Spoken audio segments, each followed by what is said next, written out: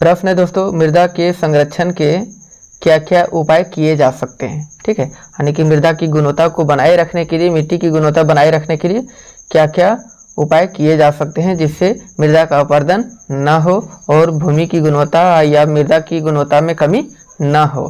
ठीक है, तो मृदा संरक्षण के क्या क्या उपाय किए जा सकते हैं वो चलिए हम लोग देखते हैं। मृदा का संरक्षण का अर्थ है, ठीक है, मृदा का संरक्षण का अर्थ है कि मिट्टी की ऊपरी सतह अर्थात मिट्टी की उर्वरा शक्ति को बनाए रखना। ठीक है, मृदा की उर्वरा शक्ति को बनाए रखना ही क्या है, मृदा संरक्षण कहलाता है।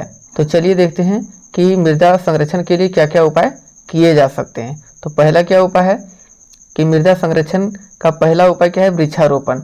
वृक्षारोपण करने से क्या है, मृदा का संरक्षण किया जा सकता है, क्योंकि वृक्षारोपण से क्या है, वो मिट्टी का कटाव होने नहीं देता है। उसकी जड़ है ना, उसकी जड़ जो है मृदा को जकड़े रहता है, मृदा अपरदन से बचाता है। ठीक है, दूसरा उपाय क्या है दोस्तों, पेड़ों की रक्षक मेखला बनाना। पेड़ों की रक्षक मेखला बनाना मतलब पेड़ों को कतारबद्ध लगाना। ठीक है, जिससे क्या है मृदा का संरक्षण किया जा सकता है।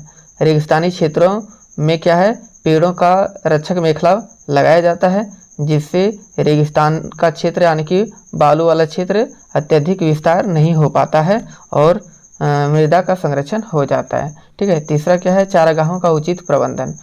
दोस्तों, पशुओं को खुले में नहीं चराना चाहिए। खुले में चराने से क्या होता है, उसका जो मृदा का जो ऊपरी जो आवरण है घास वो कम हो जाते हैं, जिसके कारण मृदा अपरदन होता है और पशुओं के खुर से भी मृदा अपरदन में सहायता हो जाती है। इसलिए चारागाहों का उचित प्रबंधन करना चाहिए, जिससे पशुओं को खुले में न चराया जा सके।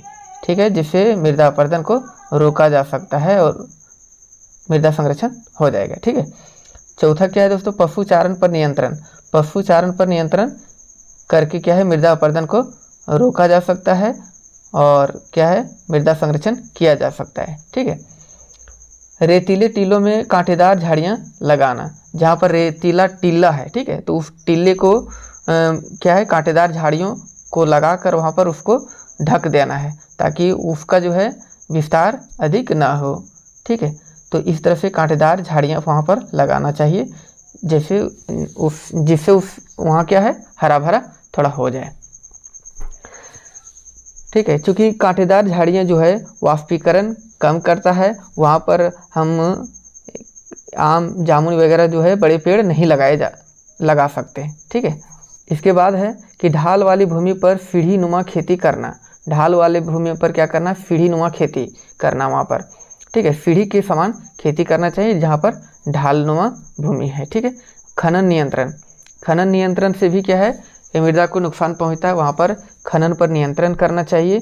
या ठीक है, जहाँ पर खनन हुआ है वहाँ पर मिट्टी का भराव करना चाहिए, बालू का भराव करना चाहिए और पेड़ पौधे वहाँ पर लगा देना चाहिए, जिससे मृदा का संरक्षण हो सके। ठीक है, नौवां क्या है कि औद्योगिक जल को परिष्करण के पश्चात ही विसर्जित करना चाहिए। क्या करते हैं, उद्योग से जो गंदा पानी और गर्म पानी निकलता है वो डायरेक्ट अगर हम लोग मृदा में बहा देंगे तो मृदा जो है वो जल जाती है और या क्षारीय या अम्लीय हो जाती है। ठीक है, क्योंकि उसमें बहुत ही गंदा जल होता है।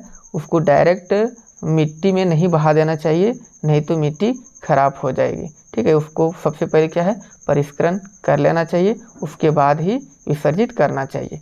ठीक है, तो उपयुक्त उपाय के द्वारा हम क्या है, मृदा का संरक्षण कर सकते हैं और मृदा की उर्वरा शक्ति को बनाए रख सकते हैं। ठीक है, आज मृदा का संरक्षण बहुत आवश्यक हो गया है, तो इस प्रकार से हम लोग मृदा का संरक्षण कर सकते हैं। धन्यवाद।